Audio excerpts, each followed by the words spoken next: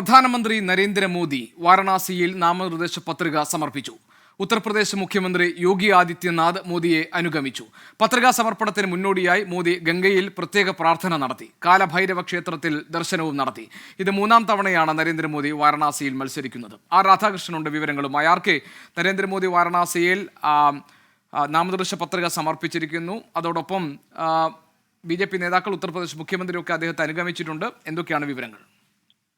ഗോപി, ഗംഗാ സപ്തമി ദിവസമാണ് ഇന്ന്. ഈ ദിവസം തന്നെ നരേന്ദ്രമോദി അദ്ദേഹത്തിന്റെ നാമനിർദ്ദേശ പത്രിക സമർപ്പിക്കാനായിട്ട് തെരഞ്ഞെടുത്തു. ഗംഗയെ മാധ്യമമാക്കി തന്നെയാണ് അദ്ദേഹം ഇന്ന് നാമനിർദ്ദേശ പത്രിക സമർപ്പിച്ചിരിക്കുന്നത്. രാവിലെ ഗംഗയിൽ പ്രാർത്ഥന നടത്തി, ഗംഗാ ആരതി അടക്കം നടത്തിയതിനു ശേഷമാണ് അദ്ദേഹം മറ്റ് പരിപാടികളിലേക്ക് കടന്നത്. കാലഭൈരവ ക്ഷേത്രത്തിലും മോദി ഘട്ടിലും അദ്ദേഹം സന്ദർശനം നടത്തിയ ശേഷമാണ് നാമനിർദ്ദേശ പത്രിക സമർപ്പിക്കാനായിട്ട് ജില്ലാ കളക്ടറേറ്റിലേക്ക് എത്തിയത്. അദ്ദേഹത്തെ ഉത്തർപ്രദേശ് മുഖ്യമന്ത്രി യോഗി ആദിത്യനാഥ് അനുഗമിച്ചു. ഒപ്പം വ്യത്യസ്ത സംസ്ഥാനങ്ങളിൽ നിന്ന് ഏതാണ്ട് 12ഓളം സംസ്ഥാനങ്ങളിൽ നിന്നുള്ള മുഖ്യമന്ത്രിമാർ അദ്ദേഹത്തിനോടൊപ്പം ഈ പത്രികാ സമർപ്പണ വേളയിൽ ഉണ്ടായിരുന്നു. ഒപ്പം BJPയുടെ പ്രധാനപ്പെട്ട നേതാക്കന്മാരും കേന്ദ്രമന്ത്രിമാരും ഘടകകക്ഷിയിലെ 25 പാർട്ടികളിലെയും നേതാക്കന്മാർ ഉൾപ്പെടെയുള്ള സംഘമാണ് ഈ നാമനിർദ്ദേശ പത്രികാ സമർപ്പണത്തിനായിട്ട് എത്തിയത്. വലിയ ആഘോഷമാക്കി ഈ നാമനിർദ്ദേശ പത്രികാ സമർപ്പണത്തെയും മാറ്റുന്ന ഒരു കാഴ്ചയാണ് നമുക്ക് കാണാൻ സാധിച്ചത്. നരേന്ദ്രമോദി മൂന്നാം തവണയാണ്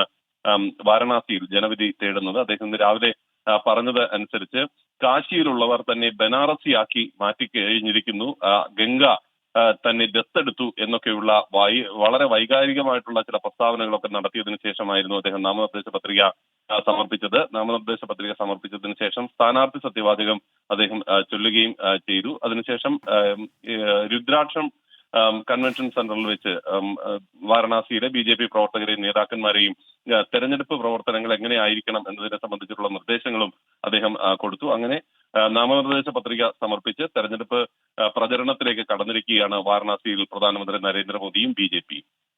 ശരി, ആർ രാധാകൃഷ്ണനാണ് വിവരങ്ങൾ നൽകിയത്.